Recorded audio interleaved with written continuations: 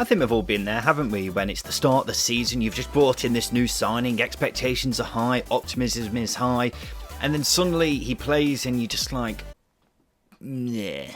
It's actually happened quite a lot this season, and that's not just the case with new signings. We're talking about players who were brilliant last season for their club and this season have just been meh. There's also players whose seasons have been ruined by injury. You're expecting them to be an important player for your side this season, but they can't spend 5 minutes outside of the treatment room.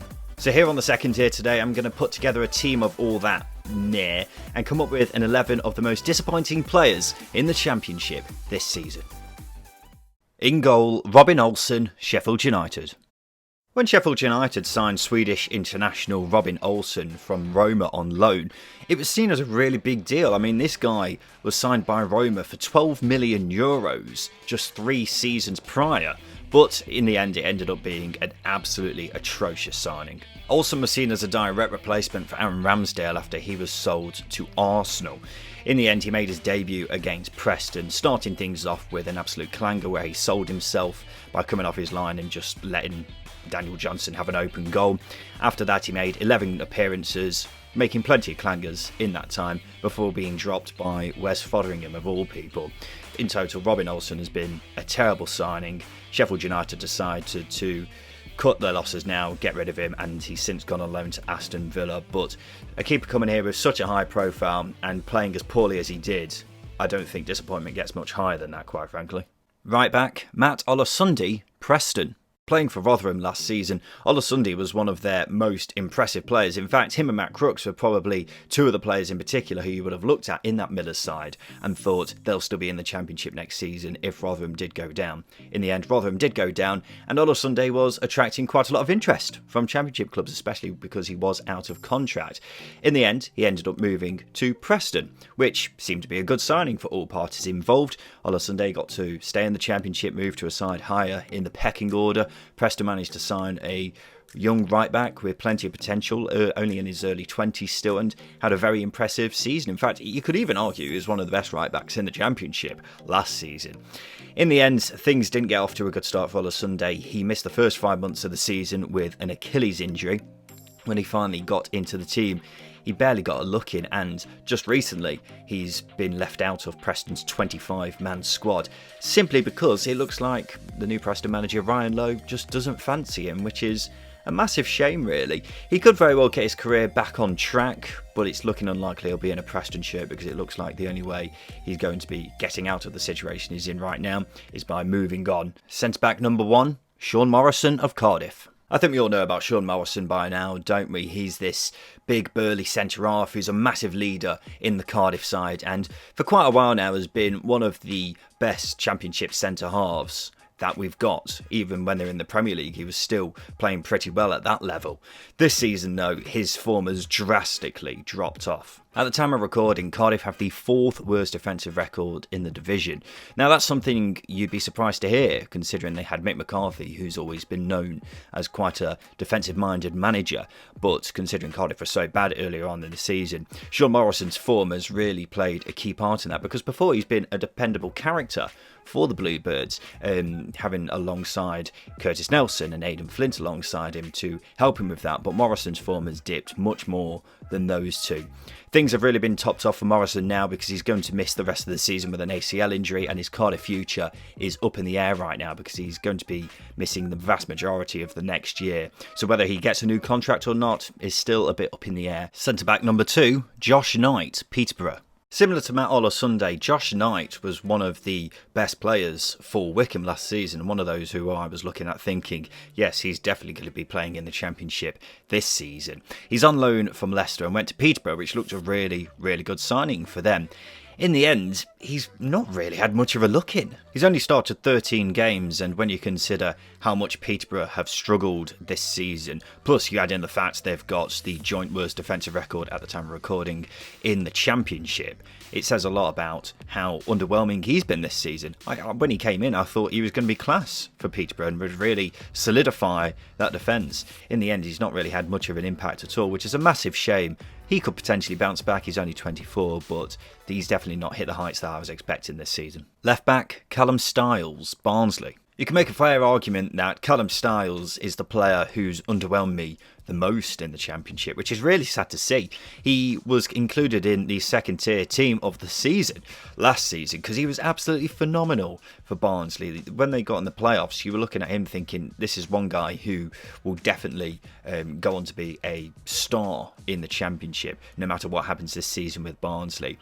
In the end, his performances have gone from there to there. To be fair to him, he's not the only Barnsley player whose performances have dropped considerably compared to last season, but his has probably dropped the most considering he set such high standards last season. He doesn't look as comfortable going forward. Defensively, he's not been as good. In fact, many people were talking about him as being a direct replacement for Alex Mowat in the central midfield position after moving from left wing back. In the end, he's not really matched performances from last season or Mowat's performances from last season in any position, and has been a key contributor to Barnsley's poor form because a lot of expectation was riding on him. He's just not matched up to it, unfortunately. Right wing, Grady Diangana, West Brom. I think quite a few people are probably aware by now that since Grady Diangana moved to West Brom on a permanent deal, it's not really worked out for him. Do you remember a couple of summers ago now when Grady Diangana actually did move to West Brom and West Ham fans were losing their heads about him going, saying this is a disgrace. Even Mark Noble, the captain for West Ham, was complaining about it on Twitter. In the end, you look at it and wonder, what were they really worried about? In the Premier League last season, he managed to contribute to just one goal. That's it, one goal, no assists. It's really disappointing from a player who costs so much money, but having moved back down to the Championship this season, many thought it may be a chance for him to regain his confidence and really show the player that we saw just a couple of seasons ago when West Brom got promoted.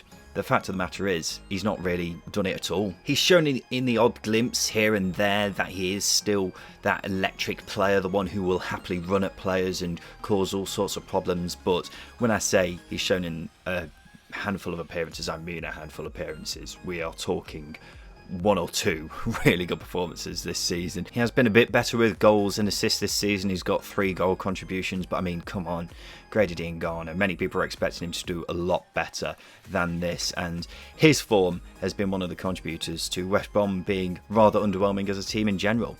To be fair to him, Valérien Ismaël's tactics may not have suited a player like Diangana, but nonetheless, he's not really hit the heights at all that many people are expecting this season. Centre mid number 1, Martin Piero, Middlesbrough. Now, it wouldn't surprise me if some of you are watching this video and wondering who Martin Piero is. Well, it may surprise you even more to know that Middlesbrough paid £6 million for him in the summer. It seemed like a bit of a weird move in itself because Middlesbrough don't really look overseas for players too often, let alone spend £6 million on a player. It seemed like at the time Neil Warnock and the head of recruitment at the club were on different wavelengths in terms of the type of player they were looking to get. In the end, Piero has played a couple of games for Middlesbrough. I say a couple, it's probably more than a couple, a few games. And he has shown the odd glimpse here and there that he is a talented player. After all, they spent £6 million on him. You'd expect him to be slightly talented. But now he's struggling to get into the Middlesbrough side under Chris Wilder. This guy will either go down as one of the biggest flops in Championship history, or he'll manage to turn it around eventually. Unfortunately, it looks like it's heading towards the former rather than the latter right now. Centre mid number 2, Ravel Morrison, Derby. We all know the story of Ravel Morrison now, don't we? Absolute wonder kid at Manchester United, but problems with his attitude apparently behind the scenes, and has had numerous clubs along the way since then. At Derby, this was his chance to finally show what he's capable of, because at other clubs that he's been at in the past in England, he's been there and not really played that many games. At Derby this season, he started off as a regular, but his performances suddenly dropped after a decent pre-season and a very good goal in the Cup as well. But since then, he's now not getting in the Derby side, which is remarkable really when you consider that this Derby side does not have much squad depth. Morrison's season can really be summed up by his performance in the East Midlands derby back in January. He came on as a sub, played absolutely terribly, and then got sent off in the 96th minute after losing his head. It's really gone that way for Morrison again, and it's really sad to see. He's now 28, I think, off the top of my head. It looks like his career is going to be winding down, and this was maybe his last chance to really have a good crack at showing what kind of player he could be. But unfortunately, it's just gone the same way as the rest of his other chances at other clubs. Left wing, Tyrese Campbell, Stoke. Now, I wonder if I'm being a bit harsh here, because Tyrese Campbell did miss the first few months of the season with Stoke because of a nasty injury he suffered last season, which saw him miss the vast majority of 2021.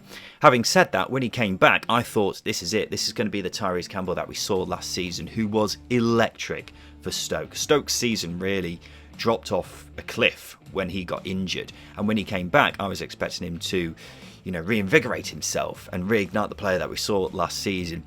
Unfortunately, he's just not really done it. He's got 2 goals in 15 appearances, which isn't absolutely appalling, but considering we saw this guy get 11 goal contributions in 13 starts last season, it's not exactly the same kind of ratio, is it? So I think many Stoke fans will share my disappointment at how he's been so far this season.